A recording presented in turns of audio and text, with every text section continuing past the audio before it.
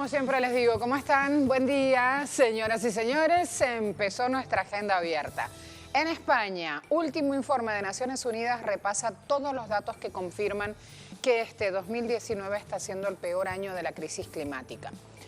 Preguntamos, y está nuestro invitado, tenemos un súper invitado para hoy. Preguntamos, ¿ir contra la postura de Trump implica que no habrá acuerdo efectivo sobre cómo solucionar este problema que nos representa, compete a todos? Luego, también sé que este tema le emociona y conoce muchísimo a nuestro invitado, pero vamos a ver si logramos también sacarle alguna respuesta sobre este punto. OTAN está de cumpleaños, sus 70 añitos. ¿Un cumpleaños que solo recuerda destrucción y masacres? Así lo planteamos. Vamos a empezar de lleno viendo qué es lo que ocurre en España. Twitter e Instagram a disposición, ya empiezo a cruzar redes también, empiezo a leer lo que nos están escribiendo y sumo inclusive esas informaciones en el análisis. Así que vamos. Jorge Rodríguez, llamemos a las cosas por su nombre, emergencia climática, catástrofe climática. Vengan conmigo, vamos a ir a mostrar justamente lo que está diciendo Jorge Rodríguez. ¿Son las palabras claves? Fíjense. Depredador capitalista, en su egoísmo intrínseco y desde la barbarie del crecimiento sin límites, conduce a la destrucción de la vida. Y él plantea, y hay que poner aquí a pie de pantalla nuestra cajita con el portal, llegó el momento de cambiarlo. Esas son las declaraciones del ministro de Comunicación de Venezuela, que está en España presenciando justamente este encuentro que se realiza. Sputnik también tiene declaraciones. Escucho estas primero. República Dominicana afirma en COP25 que reducirá un cuarto de sus emisiones contaminantes. Danilo Medina dio en conferencia en Naciones Unidas esta información. Su país recortará, no dice cómo, qué sistema o qué modus operandi va a usar, reducirá esta cantidad de gases contaminantes en los próximos 10 años. El jefe de Estado explicó que su país impulsa con fondos estatales y apoyo del BID la reforestación de más de 767.000 hectáreas para recuperar, y también defendió el desarrollo de las renovables como evidencia la instalación de más de 600 megavatios de energía hidráulica, solar y eólica.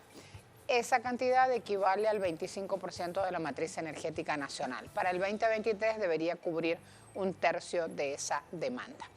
Además, la República dice Alvarado obligado a tomar protagonismo en Cumbre Climática COP25. Lo pidió Antonio Guterres, secretario general de Naciones Unidas, a Carlos Manuel Rodríguez, que es el ministro de Ambiente y Energía de Costa Rica. Y uno dice, ¿por qué Costa Rica? Bueno, fue uno de los 6 países del mundo al que Guterres llamó personalmente para pedirle apoyo en estas negociaciones que se llevan adelante, cada uno en un tema particular. Aquí se asumen compromisos como proteger el 30% de la biodiversidad del planeta, aplicar una agricultura sostenible e invertir más en comunidades indígenas para que éstas protejan el bosque y ayuden a reducir el tráfico de animales exóticos y de drogas. Preparamos ahora también declaraciones del presidente Maduro reflejadas en nuestro portal de Telesur, así ustedes las conocen. No puede haber justicia climática sin justicia social. Al punto va el presidente venezolano. El domingo emitió una carta dirigida a los jefes de Estado y de Gobierno que están en España participando de esta conferencia. En esta carta resume justamente el pensamiento. El Estado venezolano tiene una postura sobre el cambio climático y Jorge Rodríguez lo reflejaba ya allí. Maduro, en su condición de presidente y cohabitante de esta madre tierra, compartió preocupaciones comunes por las graves amenazas sobre el planeta y la especie humana. Y dijo, aunque Venezuela firmó este Acuerdo de París en 2015, conocía la necesidad de avanzar en compromisos más profundos a sabiendas de que limitar el calentamiento a 1,5 o 2 grados Celsius colocaba al mundo en límites de complejos riesgos. Allí tienen la información. Hemos preparado también otros datos para hablar de cambio climático y luego vamos a sumar las imágenes. Vamos a ver. Principales indicios de cambio climático. ¿Qué nos está pasando? El mundo se enriquece. PIB mundial, 80,5%. Cada vez tenemos más habitantes. Población ha aumentado 15,5%. También hay más animales de granja, 8,72%, estadísticas globales. Las emisiones de dióxido de carbono aumentan 17,9%. Gases de efecto invernadero acumulados 4,98% por ese dióxido, por el CO2, por el metano 3,65%, por el óxido de nitrógeno 2,46%.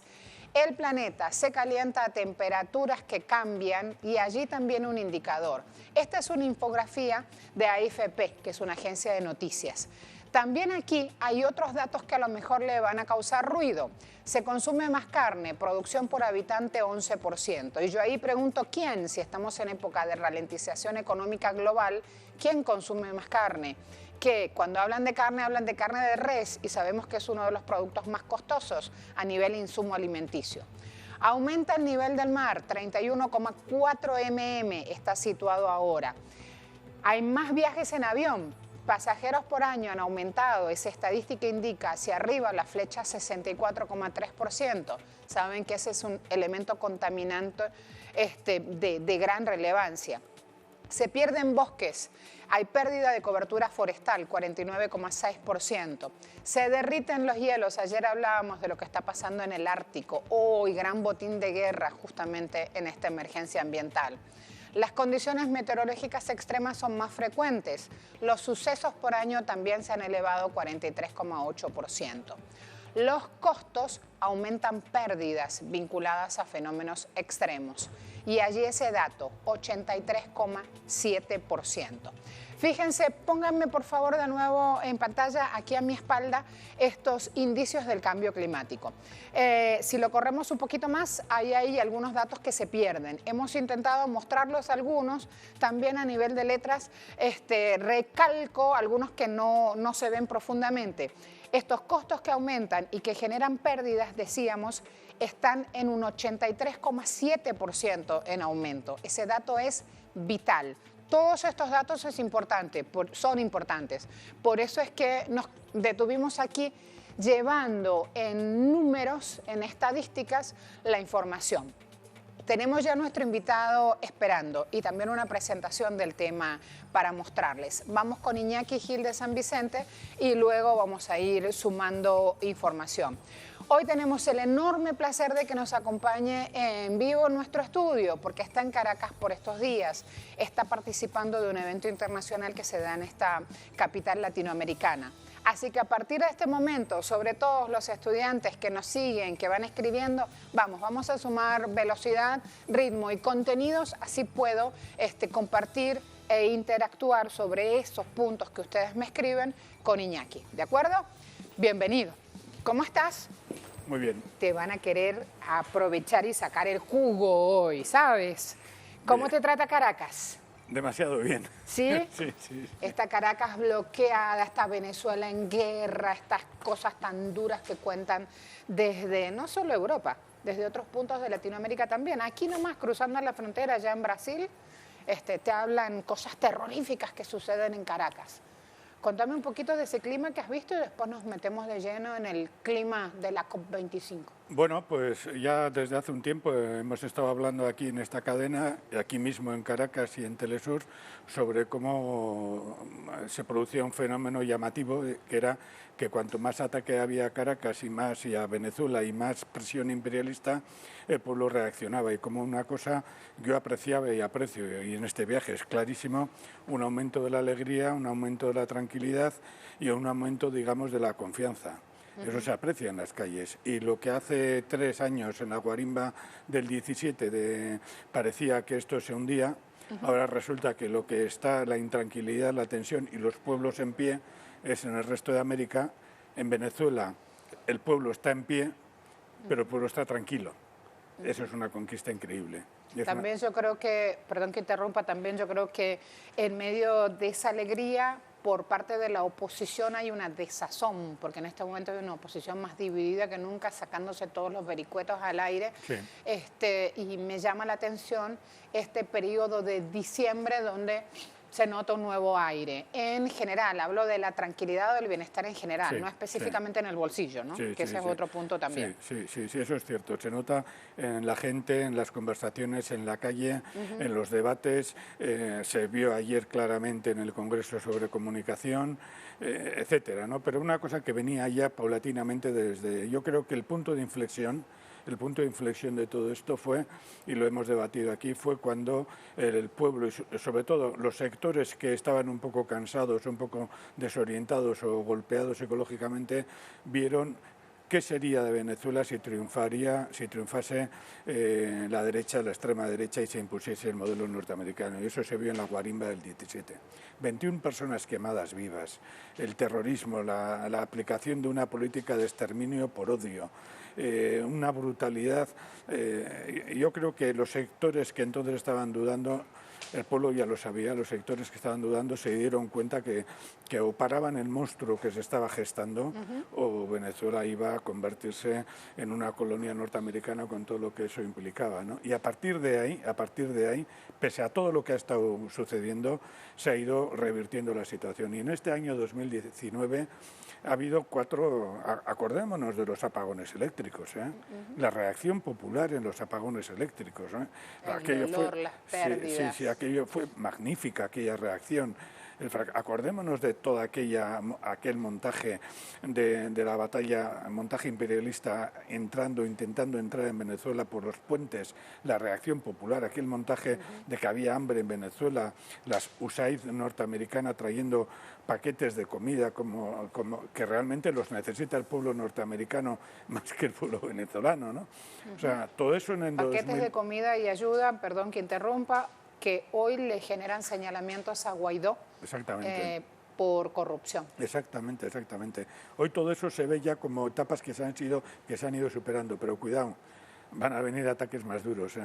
La última decisión de forzar ya una política de amenaza militar previsible contra Venezuela indica claramente que no aceptan la alegría y la libertad del pueblo venezolano. De lleno a COP25, preparamos la presentación del tema, vamos a sumar imágenes, vamos a plantear qué es lo que está ocurriendo en España y luego abrimos el debate.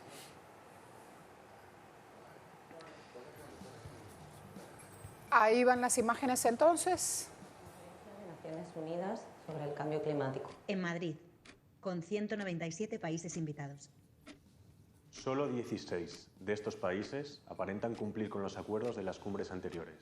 Es nuestra última oportunidad para salvar nuestro planeta. Más de la mitad de las especies animales que conocemos están en peligro de extinción total. Los próximos 18 meses son críticos para tomar las medidas necesarias. En 2050 el 75% de España será un desierto. Nunca antes había subido tanto la temperatura global en tan poco tiempo. Tenemos el conocimiento, tenemos los medios, solo necesitamos voluntad política. Nos rebelamos para exigir que se diga la verdad. Nos rebelamos para reclamar acción inmediata. Nos rebelamos para que sea la ciudadanía quien impulse y supervise los cambios necesarios. Extinction Rebellion lanza un ultimátum por la vida. Un ultimátum por nuestras vidas. Ahí entonces una presentación, un video muy cortito y desde aquí empezamos a movernos. Jorge Rodríguez decía, Iñaki, catástrofe climática. Y cuando uno recibe esas palabras, lo primero que se levanta es alerta en el cuerpo. Uno dice, pero sí, estoy separando la basura, estoy tratando de ahorrar lo más que puedo, pero las transnacionales no trabajan así. Y sí. Cómo unir los trabajos y exigir que ellos hagan lo que los funcionarios estatales nos piden a los ciudadanos que hagamos. ¿Cómo unirlo? Primero es una catástrofe climática terrible. Y es una catástrofe, por tanto, socioecológica. Es la estructura de la sociedad capitalista la que está siendo minada desde dentro por la lógica capitalista, ¿no? Pero creo que hay que empezar diciendo una cosa muy clara. Si el evento se realiza en Madrid es porque la lucha del pueblo chileno, la movilización del pueblo chileno ha obligado a la dictadura chilena a no hacer este evento y legitimarse ella. No hay que olvidar este hecho, porque una razón de la sublevación del pueblo chileno es precisamente el deshielo de los Andes, es precisamente la catástrofe socioecológica, la catástrofe climática, las políticas neoliberales que están detrás de esta catástrofe socioecológica. Y el pueblo chileno se ha sublevado, y lo que no quería hacer ni la dictadura de Chile, ni las grandes potencias, ni las grandes agencias internacionales, las grandes transnacionales, es hacer un evento en un país con un pueblo sublevado, porque entonces tendrían que tomar medidas radicales contra la catástrofe que ellos mismos han originado. Esto yo creo que hay que decirlo claramente. Es fundamental. Es la lucha la que había forzado una situación, y como no querían tomar medidas que convencieran al pueblo, han huido como cobardes y se han refugiado en Europa y en el Estado español. Mientras te escucho pienso, ¿qué medio de comunicación plantea esta situación? Ya todas las luces se fueron a lo que va a surgir del documento final de este encuentro en vez de reflejar. Se han tenido que mudar con su sede y con sus ideas y con sus mesas llenas y sus comodidades para los gobernantes que están debatiendo, porque en Chile eso era imposible de realizar. Porque Chile, el pueblo les habría exigido inmediatamente fuera que las medidas fueran más radicales, más humanas, más políticas, con contenidos socialistas, etcétera. Y como no quieren hacerlo, han huido de allí. Y han huido a un país y a una ciudad que está en manos de la extrema derecha, como es Madrid. Contenidos socialistas, hablemos de eso. Sí. ¿Por qué me decías contenidos socialistas? Porque bueno, la catástrofe socioecológica afecta fundamentalmente al uso que hace el capitalismo de la propiedad comunal, de la propiedad de la tierra, de la propiedad del aire, de la propiedad del agua. Y eso mejor que los pueblos, los primeros pueblos, como hay que llamarles, no pueblos indígenas, los primeros pueblos lo saben perfectamente. Saben que el agua es de todos, saben que el aire es de todos, pero cuando en Chile una transnacional canadiense o norteamericana compra grandes vías de agua helada, torrentes que tienen que ir al mar para quedarse con el agua y para encontrar el oro y los minerales que esos torrentes han ido depositando en el fondo. Todas esas saludes, todas esas tierras gigantescas pertenecen a los pueblos, a los primeros pueblos, y no les pertenecen solamente como propiedad suya, sino como guardianes de la humanidad. Las reivindicaciones de una perspectiva y una crítica ecosocialista plantean que precisamente tiene que ser el pueblo el que controle, dirige para la siguiente generación, no para ellos mismos solo. Para la siguiente, si tú tienes un bosque, tienes que entregar un bosque con 100 árboles, no, con 110 o 120 árboles. Lo que hace el capitalismo es no entrega bosque, lo desertiza. O en todo caso lo deja en manos de una gran productora de pasta que quita el roble o quita madera centenaria y pone Pinus insignis que duran 30 años y deforestan la tierra, la hunden, la acidifica y la desangra. Empezando este siglo, pasando un poquito más 1900, en Santiago del Estero, provincia de la que soy oriunda, me crié allí. Quedó completamente desertificada, está desertificado con su suelo y su ecosistema completamente dañado porque se llevaron todo el quebracho colorado para construir los rieles de los trenes, de los sistemas ferroviarios completos en Europa, pero sobre todo en Londres. Exactamente. Así que los primeros pueblos tienen memoria sobre esto. Memoria porque la sufren y no quieren olvidar la memoria y por eso se rebelaron. Y por eso cuando se enteraron que iba a ser en Chile este evento, se multiplicaron. Y por eso la derecha internacional, las grandes transnacionales no querían hacer este evento frente a un pueblo que exige que la naturaleza sea devuelta a la humanidad. Y por eso han ido a un gobierno y a una autonomía y a una ciudad controlada por la extrema derecha, como es Madrid. Hablemos de esa extrema derecha controlando España y recibiendo justamente ahora este evento del cual saldrá algo positivo para nuestros pueblos. Yo creo que, bueno, Madrid está controlada por la extrema derecha y luego a nivel estatal hay un gobierno, digamos, reformista como el Partido Socialista en conexión en estos momentos con Podemos, pero no podemos entrar ahora en ese debate. ¿Qué puede salir de aquí? Ante todo y sobre todo lo que puede y lo que creo que saldrá será una perspectiva crítica de todo el poderoso movimiento ecosocialista que está creciendo en el mundo entero. Una perspectiva crítica por el nivel de manipulación, el nivel de silencio, cómo se está manipulando a la infancia, cómo han organizado y a la adolescencia, cómo han organizado una huelga fantasmal, cómo han movilizado las grandes empresas miles de millones de euros y de dólares para, en el plazo de 15 días, hacer una manifestación que solamente beneficia al capitalismo rico, y hacer unas huelgas, una gran huelga general que solamente beneficia al capitalismo rico. Yo creo que esa va a ser la primera lectura desde el punto de vista que nos interesa, que es el interés de la humanidad, ¿no? Desde el capital, ¿qué lectura va a haber? Pues que han tomado o tomarán unas medidas paliativas mínimas, y cuando no les convenga, que va a ser a los 10 segundos de haber firmado, las incumplirán. El Estado español tiene incumplido el 55% de las leyes internacionales, y es el Estado español el que acoge este evento. ¿Capitulación o esperanza?, planteaba Antonio Guterres cuando definía esta cumbre. Dos términos que son muy fuertes y que nos obligan justamente a sumar pedagogía cada vez que hablamos de cambio climático. Sí, pero esperanza, ¿desde qué punto y para quién? Ajá.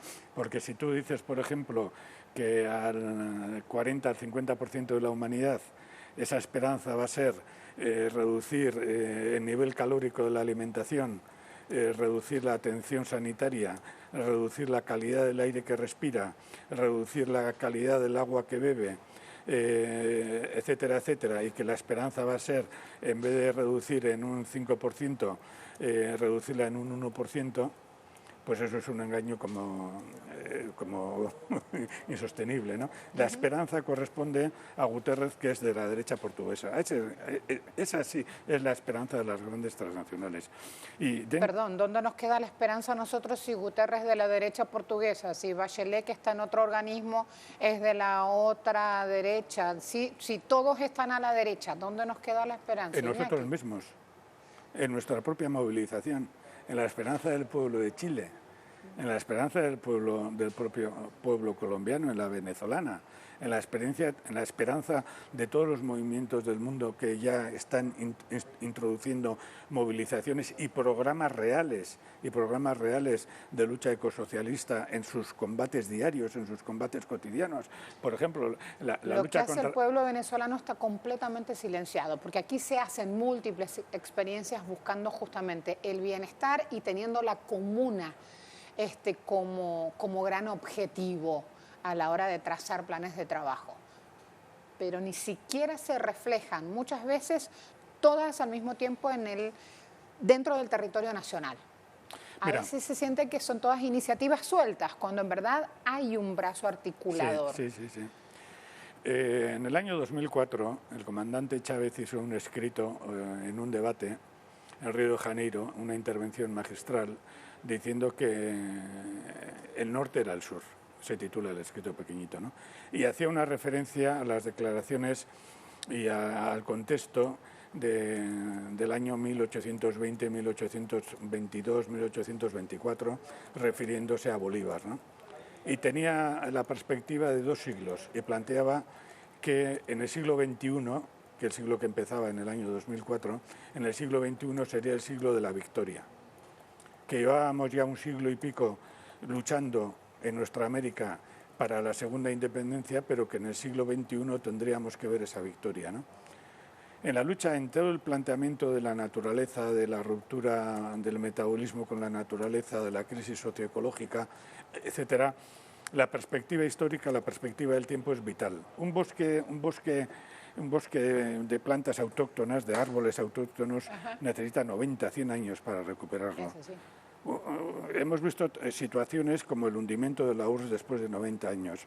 Hemos visto la historia del capitalismo desde el siglo XIV en el plano económico, desde el siglo XVII en el plano político, y le costó varios siglos en asentarse. Tenemos que tener esa perspectiva histórica que tenía el comandante Chávez en la intervención en Río de Janeiro, donde no hablaba de meses, hablaba que para el final del siglo XXI teníamos que tener ya la segunda independencia de nuestra América. En este planteamiento, en este problema que analizamos ahora, que es el de la catástrofe socioecológica, medioambiental, etcétera, la perspectiva histórica es decisiva.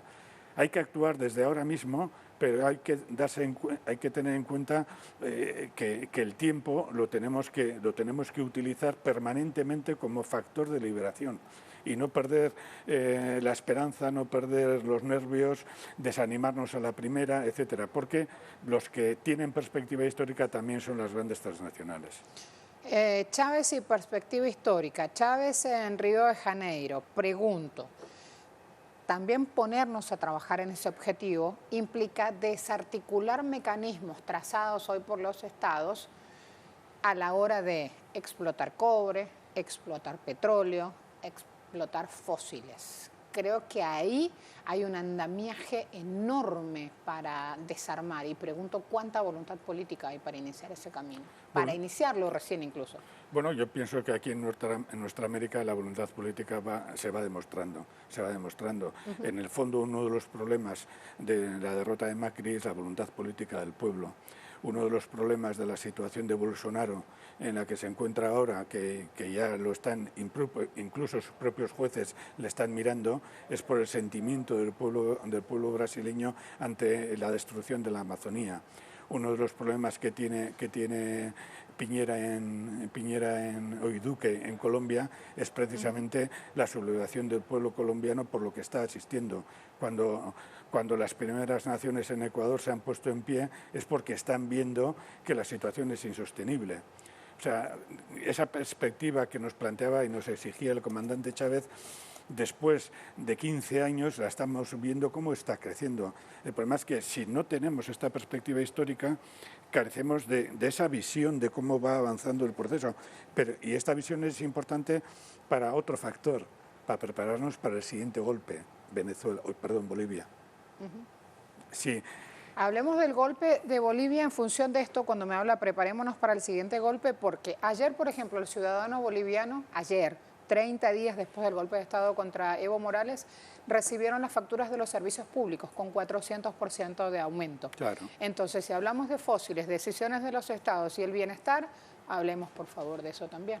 ¿Eso qué es? Pues mira, hay un problema que es el problema del doble poder. El poder de las transnacionales que quieren quedarse con la tierra de las naciones de Bolivia, quieren quedarse no solamente con el coltán, quedarse con muchísimos más recursos que tiene Bolivia, quieren que Bolivia no reivindique exigencias democráticas elementales que tiene, como por ejemplo el acceso al mar, etcétera, etcétera, pero sobre todo, y también en una cuestión que no se está comentando mucho, es que quieren acabar con una experiencia terrible, magnífica, que es que un pueblo libre puede hacer unas conquistas económicas y sociales tremendas. Ese ejemplo había que acabarlo, había que destruirlo. Destruir la semilla del germen para Estados Unidos. Destruyeron la de Haití. Han querido destruir la de Cuba, quieren destruir la de Venezuela. No pueden permitir que un pueblo no eurocéntrico, que un pueblo no blanco, demuestre que es la mejor economía de toda nuestra América. Esa razón es la que lleva ahora a multiplicar los precios básicos de una forma tan brutal cuando es una economía saneada. Lo que están intentando es cargar sobre el pueblo un proceso de enriquecimiento masivo por disposición de la burguesía venezolana y de la burguesía imperialista. Ayer mismo, hablando con un compañero que ha venido al evento, me contaba el caso de su país, Puerto Rico. Me decía, Estados Unidos invierte en Puerto Rico 8 millones de dólares. Por cada 8 millones de dólares gana 70 millones de dólares. Repitamos ese número, que es... Por cada 8 millones de dólares que invierte Estados Unidos en Puerto Rico, que es una colonia, gana 70 millones de beneficio. O sea, prácticamente 62 millones limpios, netos, sin analizar de dónde vienen esos 8 millones. Hablemos del interés humanitario de Estados Unidos. Hablemos con sorna y con terrible dolor sobre esto. Así actúan.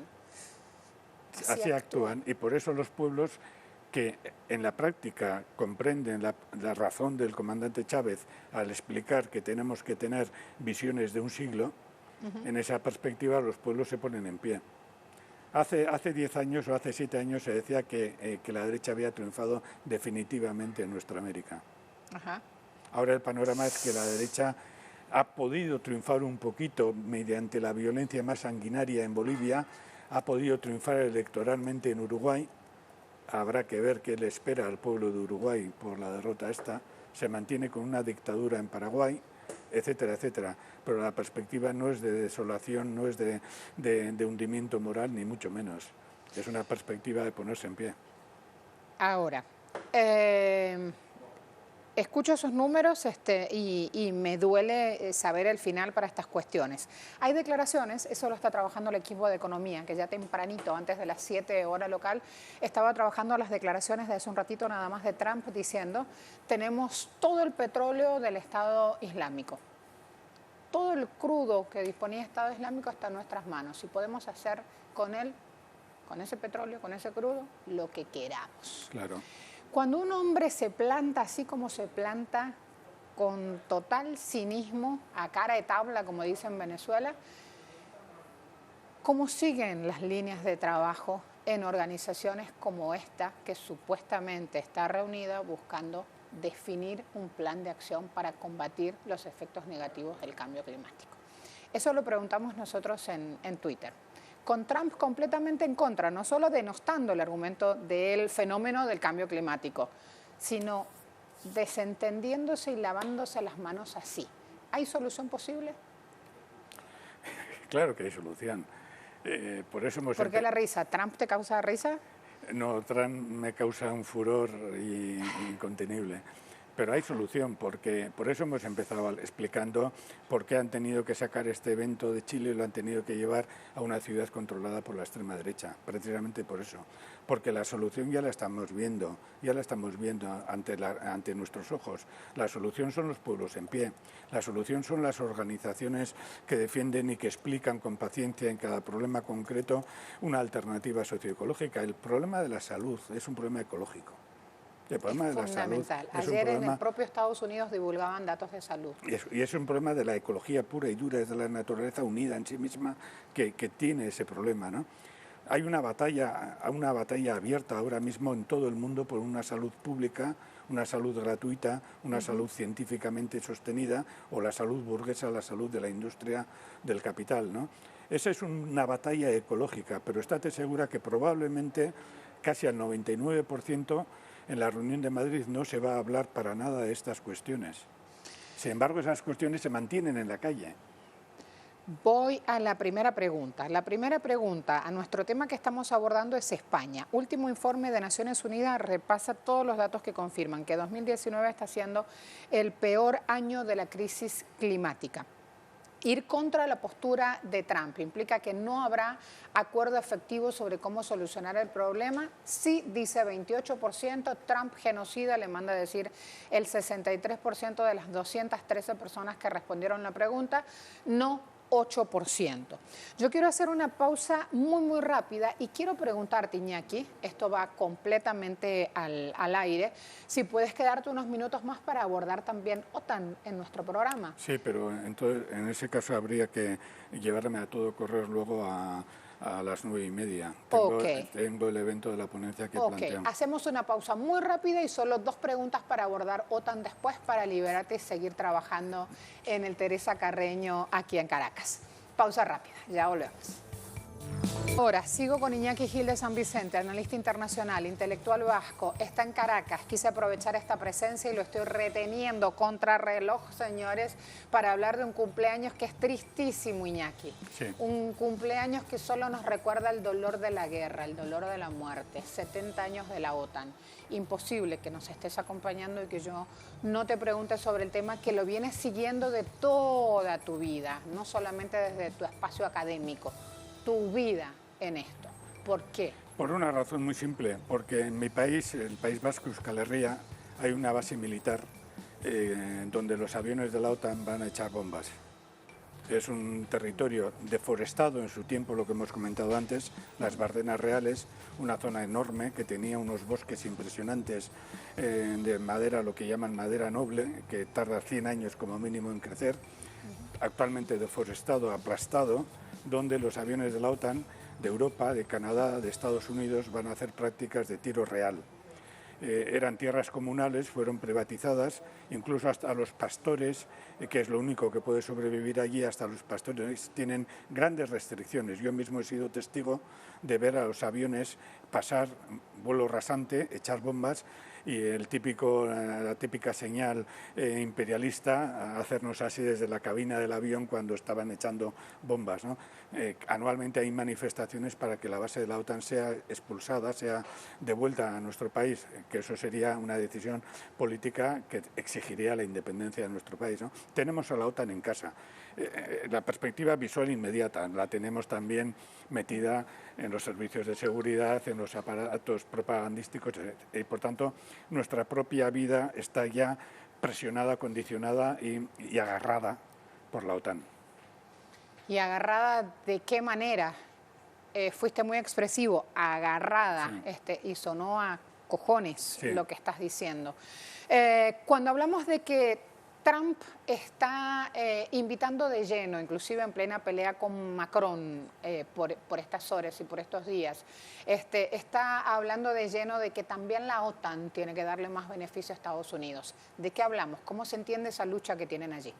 Es una lucha de fracciones dentro de la burguesía mundial y de la burguesía sobre todo eurooccidental, norteamericana y europea, en la cual, como ya no es necesaria la función de la OTAN tal como fue pensada en el año 48-49, que era un instrumento para atacar y destruir la Unión Soviética en aquel momento, y para mantener el orden dentro de Europa, la OTAN tenía brazos terroristas clandestinos protegidos por los propios estados de la OTAN y por sus ejércitos. Hay estudios concluyentes, la red Gladio, etcétera, grupos terroristas y fascistas. Cuando eso ya no fue necesario, la OTAN, desde el año 91-92, la OTAN se fue adaptando como instrumento armado del imperialismo europeo y norteamericano. O sea que se puede poner peor todavía. Sí, pero aquí ocurrió un fenómeno que es conforme la decadencia del imperio norteamericano, decadencia lenta pero imparable, conforme la ruptura, la crisis, sobre todo a partir del 2007, tensionó todo eso, conforme las medidas para activar la economía desde los años 80 fracasaron y conforme surgió el eje euroasiático, sin entrar ahora en este análisis, Rusia, China, etcétera, etcétera, la OTAN se está tensionando internamente. Entonces, la OTAN, el debate que hay en la OTAN refleja el debate que hay entre dos grandes concepciones, básicamente hay más, pero dos grandes concepciones de la burguesía eurocéntrica. La que quiere estar supeditada a los Estados Unidos, que es, por ejemplo, la visión del Partido Popular Español, la visión de Ciudadanos, la visión de Vox. En Madrid, donde se hace el evento de este rollito ecológico, potencian la sumisión a los Estados Unidos, pero luego hay otra corriente que plantea que no, que tiene que ser Europa capitalista la que tenga independencia imperialista. Eso se sufre aquí en nuestra América. Sí, entonces claro, la OTAN tiene ese conflicto interno y Macron refleja toda la política del imperialismo europeo que quiere reafirmarse porque no quiere ser un peón sacrificado por los Estados Unidos para la lucha contra China, que es la lucha estratégica. Entonces la burguesía europea, una parte de la burguesía europea está diciendo claramente, nosotros no queremos ser el único escenario de una tercera guerra mundial, como las dos primeras. Si va a haber tercera guerra mundial, que también sea en Estados Unidos. Que también les lleguen las bombas que tenemos en casa. Exactamente, ese es dicho en esencia y crudamente, como hay que hablar pedagógicamente, pero diciendo la verdad en el fondo, es que una parte de la burguesía europea no quiere que Europa sea solamente, junto con Asia, etcétera, y que Europa pague los platos de Estados Unidos, que también se implique Estados Unidos. Y ahí está parte de la lucha. La gran puja mundial por estos días. Sí. Muchas gracias. Igualmente. Gracias por acompañarnos, por la paciencia, por los contenidos, por la información. Invitado de luxe, me voy a ampliar datos acerca de este triste cumpleaños de hoy en OTAN. Libero a nuestro invitado para que justamente pueda ir al Teresa Carreño a que te sigan tratando muy bien en Venezuela. De eso saben, del cariño y de expresar amor los venezolanos. Hasta luego, acompáñenme aquí en casa. Vamos a ver. Información en contexto. Vamos a movernos desde aquí. Aumento en gasto militar 2019. Refiere 28 países. 9 de ellos presentan un gasto del PIB de más del 2%. Voy a mostrarles. Estados Unidos 3,42%, Bulgaria 3,25%, Grecia 2,28%, Reino Unido 2,14%, Estonia 2,14%, Rumania 2,04%, Lituania 2,03%, Letonia 2,01%, Polonia 2%. Cuando hablamos del incremento, no solamente hablamos del incremento del gasto militar, sino también de las cifras de muertes civiles durante el año 2019. Vénganse conmigo para ir presentando cada uno de los elementos, para que todo nos salga regurgitado en pantalla, porque son todas cosas difíciles de sobrellevar, de explicar, de mostrar en información así que aparece con letras. Cuando hablamos de que aumentaron los muertos civiles durante este año, 42%. Se toma esta fecha, recuerden que cuando se hace estadística siempre se compara la misma cantidad de meses con el año anterior. Por eso decimos que hay un aumento del 42% de muertes civiles entre julio y septiembre en comparación con igual periodo 2018. Esta coalición militar mantuvo casi idéntico incremento del 39% entre junio y septiembre. Luego, cuando hablamos de reducciones, vamos a ver que Estados Unidos es el que esta vez dice voy a poner menos plata sobre la mesa. 16% del presupuesto total de la alianza porque busca acercarse al 14,8% que pone Alemania. Por eso ven allí la expresión de Trump.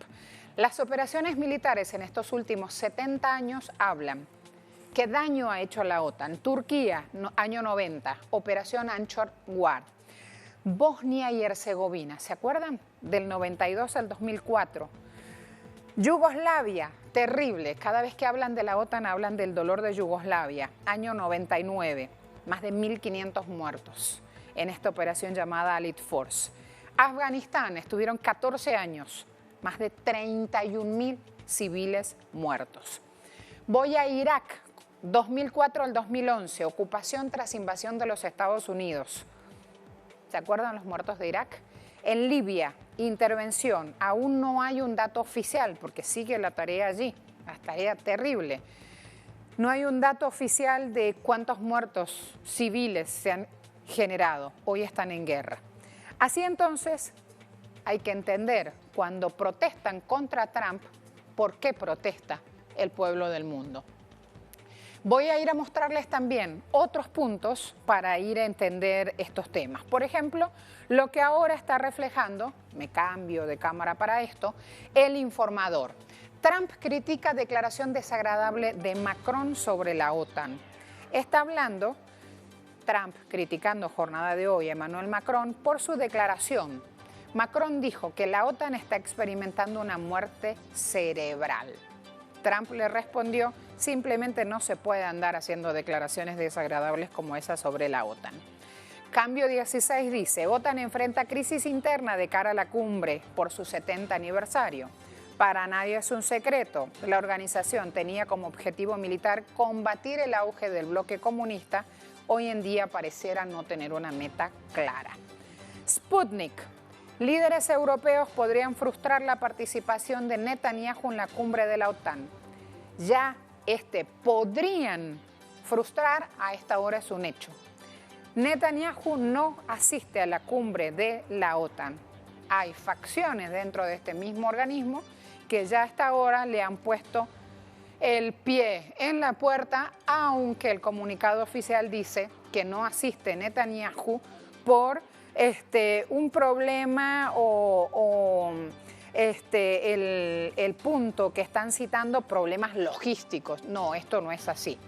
Cuba sí dice, Trump, persona non grata para movimientos sociales de Reino Unido. Con sobrada experiencia en esto de protestar contra Trump, activistas políticos británicos ya organizaron multitudinarias manifestaciones. Ya me cambié de portal, ya dejé Sputnik, me fui a Cuba. Sí, estamos mostrando justamente esa información. Allí lo tienen, me voy a hacer una pausa muy rápida y a la vuelta volvemos con otros temas, entre ellos los económicos. Aquí los espero.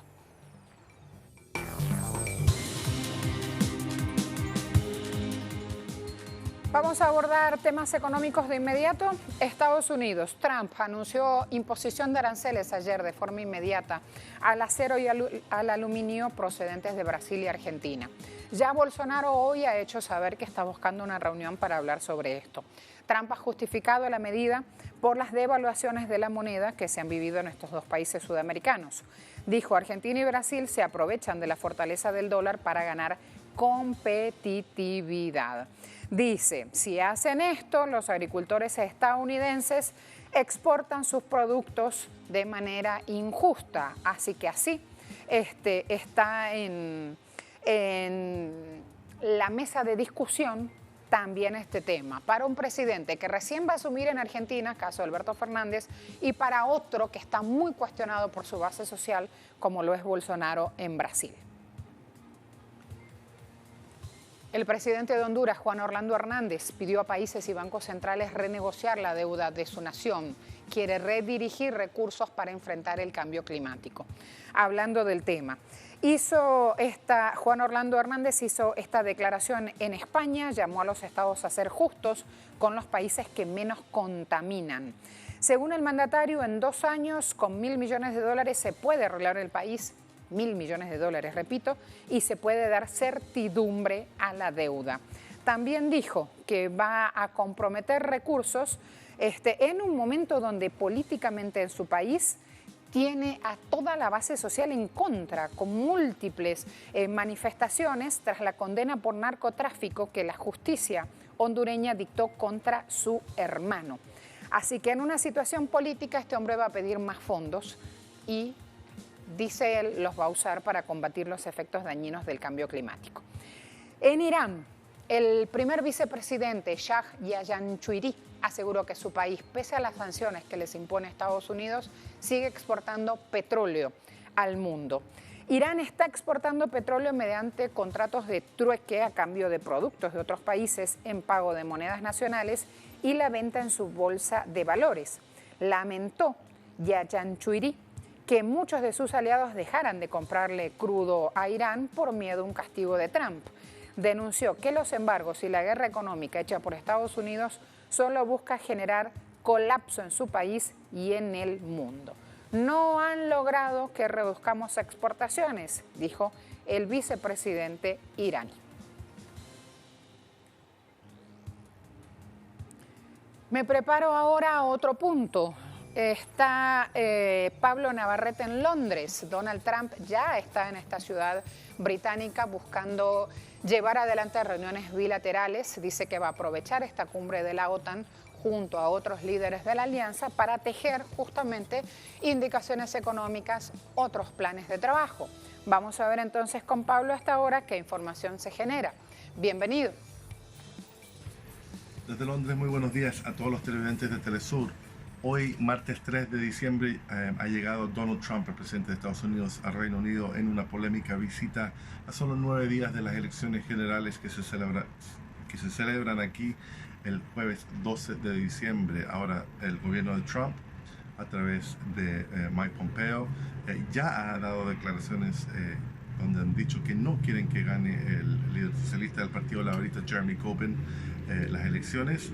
Y esto ha sido fuertemente criticado y hoy a las 4 de la tarde, hora local, habrá protestas en el centro de Londres en contra de la visita de Trump y específicamente en contra de declaraciones e información que ha sacado a la luz el líder Jeremy Corbyn sobre discusiones que han tenido el gobierno de Boris Johnson y el gobierno de Trump sobre privatizar el Servicio Nacional de Salud en un eventual tratado de libre comercio entre los dos países. Ahora el gobierno de Boris Johnson sigue negando que sea verdad esto y se ha convertido en un tema central para las elecciones generales.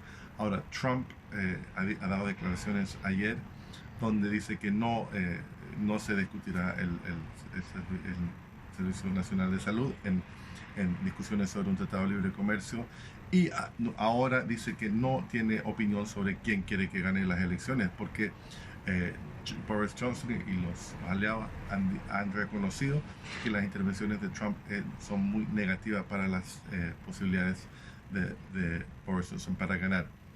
Diciendo eso, Johnson sigue liderando las encuestas pero cada vez más el margen de ganancia de Boris Johnson se achica.